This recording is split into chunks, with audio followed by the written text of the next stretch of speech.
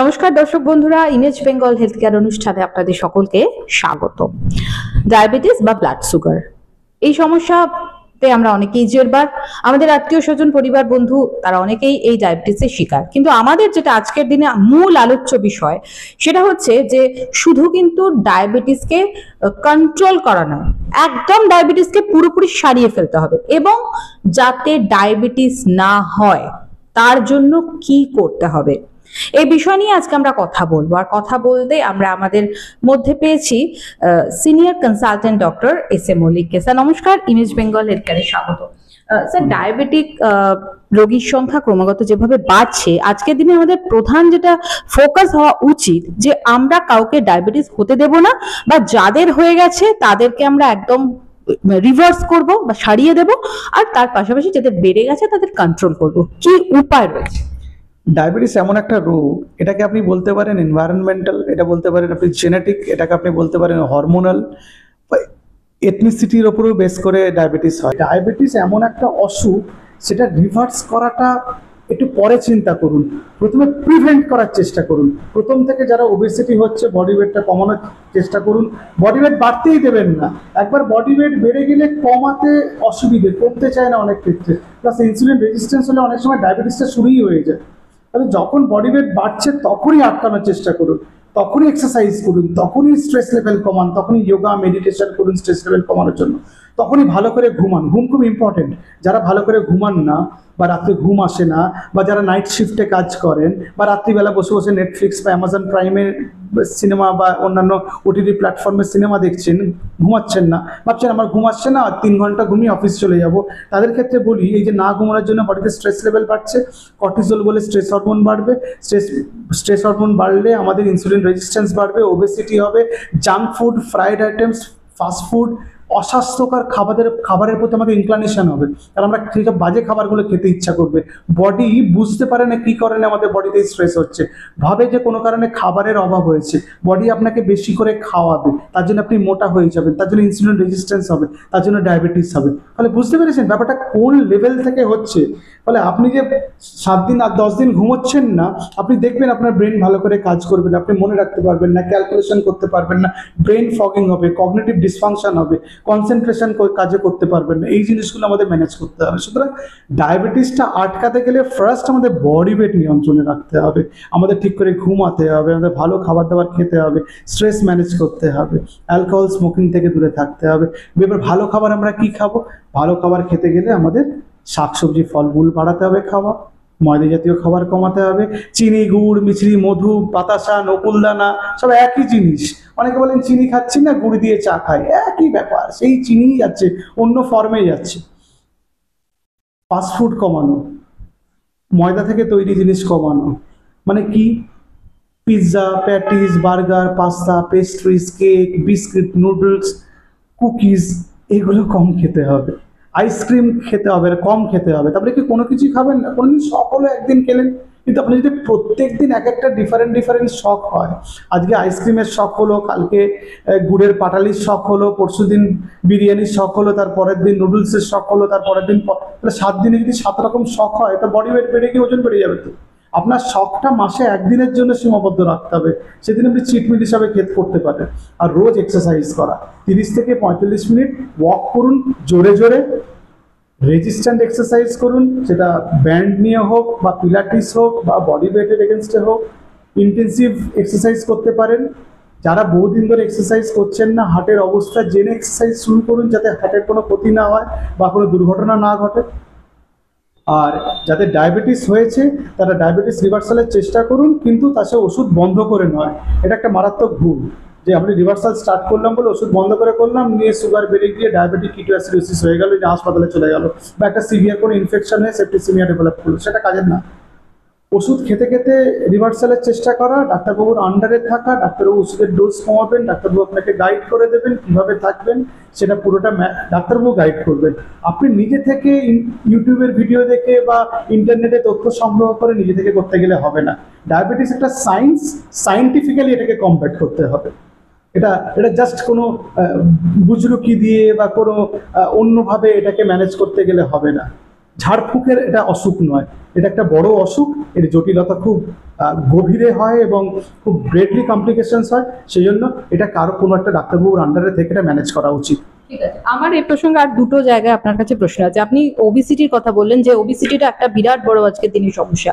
Sir, আমরা অনেক ক্ষেত্রে দেখতে পাই যে খাবারের যে টাইমিং সেখানে একটা বিরাট গ্যাপ হয়ে যাচ্ছে, অথবা দেখা যাচ্ছে যে ডিনার যে টাইমটা হচ্ছে 11টায় হচ্ছে, কখনো রাত্রি 2টোই হচ্ছে, রাত্রি 3টে হচ্ছে।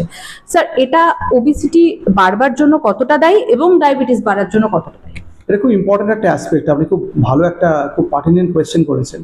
আমি এ ব্যাপারে পয়েন্ট ওয়াইজ কতগুলো কথা বলছি। 1 নম্বর হচ্ছে যারা ব্রেকফাস্ট করেন না তাদের ওবেসিটি হয়। 2 নম্বর যারা টাইমে খান, মানে উল্টোপাল্টা টাইমে খান, লাঞ্চ খাচ্ছেন 5টায়, ডিনার খাচ্ছেন 12টায়, ব্রেকফাস্ট খাচ্ছেন 12টায় 11টায়, তাদের ওবেসিটি হয়। যারা অ্যালকোহল খাচ্ছেন তাদের ওবেসিটি হবে, কারণ অ্যালকোহলের ওপেন ক্যালোরি এবং তার সঙ্গে ওবেসিটির একটা সম্পর্ক আছে। যারা মিল স্কিপ করছেন তাদের ওবেসিটি হবে, কারণ যে গ্রেলিন বলে আমাদের বডিতে হরমোন আছে, আপনার যে বডির নির্দিষ্ট যে মেটাবলিজম সেটাকে অল্টার করে দেবে, তার জন্য ওবেসিটি হবে। 5 number point, very very important, portion control. আপনি কি খাবার খাচ্ছেন সেটা ইম্পর্টেন্ট। যে আপনি ফলই খাচ্ছেন, ফল খুব তো স্বাস্থ্যকর খাবার, কিন্তু 4 গামলা ফল খেয়ে নিলেন, ওবেসিটি হয়ে যাবে। পোর্শন কন্ট্রোলটা করতে হবে। 6 নম্বর, যারা ফাস্টিং করেন, ইন্টারমিটেন্ট ফাস্টিং করেন বা উপোস করেন বা রোজা করেন, তাদের ওবেসিটি হওয়ার সম্ভাবনা কম, অটোফ্যাজি বলে একটা সিস্টেম বডিতে অ্যাক্টিভেটেড হয়ে যায় বলে। আর 7 নম্বর, যারা রেগুলার ওয়েট মেজার করেন বাড়িতে, তাদের মধ্যে ওবেসিটি হওয়ার সম্ভাবনা কম। এটা একটা সায়েন্টিফিক স্টাডি হয়েছিল, যারা বাড়িতে নিজেদের ওয়েট চেক করছেন তাদের মধ্যে ওজন বেড়ে যাওয়ার সম্ভাবনা কম। সুতরাং এই যদি 7টা পয়েন্ট আপনি মনে রাখতে পারেন, তাহলে আপনার মধ্যে ওবেসিটি হবে না, হওয়ার চান্স অনেকটা কমে যাবে। আর দেখা গেছে যারা অনেক রাত্রিবেলা ডিনার করছেন, আজকাল এটা ফ্যাশন হয়েছে রাত্রি 12টা 2টো 3টের সময় ডিনার করা, তারা দেখা গেছে যে সন্ধ্যেবেলাতে কিছু না কিছু একটা ভারী খাবার খাচ্ছেন, সেটাও একটা ওবেসিটির কারণ। সেই ভারী খাবারগুলো junk food kind of thing, তাতে ওবেসিটি হবে। আপনি যদি দেখেন ইউরোপিয়ান কান্ট্রিগুলো বা বাইরের দেশগুলোতে যে বয়সে ডায়াবেটিসটা শুরু হচ্ছে, ভারতবর্ষে তার 1 ডেকেড মানে 10 বছর আগে হচ্ছে, কারণ আমরা জেনেটিক্যালি প্রিডিসপোজড। আমরা যারা ইন্ডিয়ানস বা বাংলাদেশি বা শ্রীলঙ্কাতে আছি বা পাকিস্তান, এই চত্বরটাতে, এইখানে জেনেটিক্যালি আমরা ডায়াবেটিক, লিন বডি ওয়েট আমাদের আমরা খুব মোটাসোটা নই আমরা সবাই, তা সত্ত্বেও আমাদের ডায়াবেটিস হতে পারে। তার কারণ হচ্ছে আমাদের জেনেটিক যে গঠন সেটা একটু ভিন্ন ধরনের, প্লাস আমাদের খাদ্যাভ্যাসটাও ভিন্ন ধরনের। আমরা যে খাবারটা খাই মোস্টলি আমরা কার্বোহাইড্রেট বেসড খাবার খাই। আমরা হয়তো অনেকে আছেন 3 বেলা ভাত খাচ্ছেন এবং তিনি বলছেন আমি তো খাবার নর্মাল খাবারই খাচ্ছি, আমি তো সারাদিন কাজকর্ম করছি, তাহলে আমার ডায়াবেটিস কমছে না কেন? তাহলে আমাদের ডায়াবেটিসটা হয়েছে কিছুটা জেনেটিক ফ্যাক্টরের জন্য, এনভায়রনমেন্টাল ফ্যাক্টর, যে খুব স্ট্রেস লেভেল বেশি, চারপাশে কাজ করতে হচ্ছে বেশি, ঘুমোতে টাইম পাচ্ছি না, এক্সারসাইজ করার টাইম নেই, আমরা অ্যালকোহল স্মোকিং এগুলোতে অ্যাডিক্টেড, সেগুলো তো জন্য ডায়াবেটিসের জন্য রেসপন্সিবল। এখন যদি আমরা খাদ্যাভ্যাসের পরিবর্তন করি মানে সেই খাবারগুলো আমরা কম খাই যেগুলো আমরা ডায়াবেটিস করে, refined food, fast food, junk food, চিনি জাতীয় খাবার, যতটা সম্ভব অস্বাস্থ্যকর খাবার, মানে যেগুলোর মধ্যে ময়দা, মানে ফাইবার কম, সেগুলো খেলে তো শরীরে ওজন বাড়বে, ডায়াবেটিস বাড়বে।